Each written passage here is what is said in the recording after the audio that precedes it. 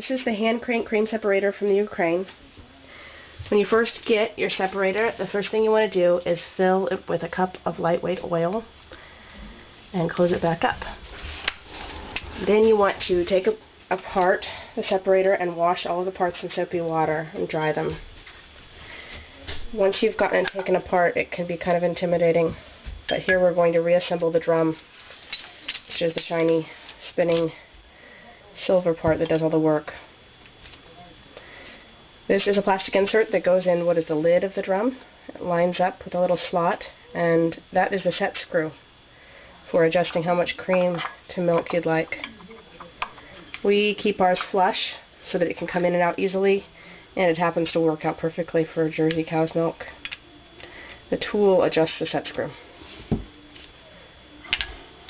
Here are the cones that go in the drum. There are 11 of them, and they alternate in type. One has dimples on either side of the hole, one has it right below, and they self-align on the spindle. He's putting the gasket on the spindle, and then he'll put the cones on.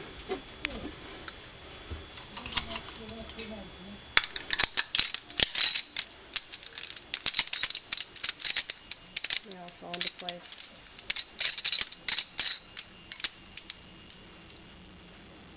The lid goes on the top, and there's a nut, screws on, and the same tool tightens it. It needs to be quite tight.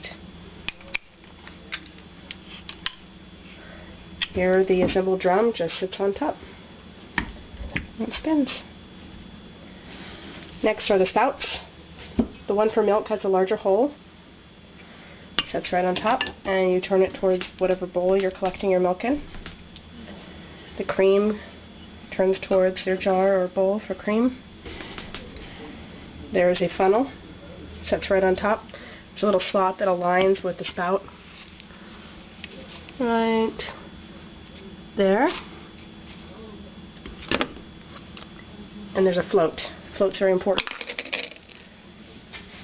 And then the hopper sits right on top. The hopper has a valve and a notch.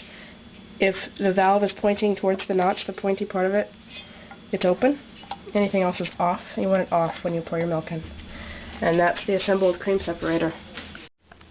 Okay, there's a couple things that can go wrong, or that are easily go wrong with your cream separator. And one of them is that if you fill your milk too slowly and let it sit here, this valve has a tendency just to drip just a little bit. And it can fill the drum up and overload the system by the time you actually start to crank it. So one remedy is to set it over a separate bowl and fill it up, and then once you're ready to get things going, you assemble it, and you pretend this is full of milk. You move your full milk over on top, and then you start cranking.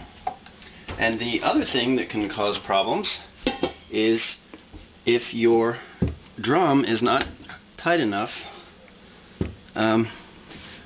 if this isn't tightened down properly. And when it's tightened down properly, it's just the valves are actually just a little bit proud of flush, because you can see the score mark here. This is from the first time we tried it. We didn't have it cinched all the way down.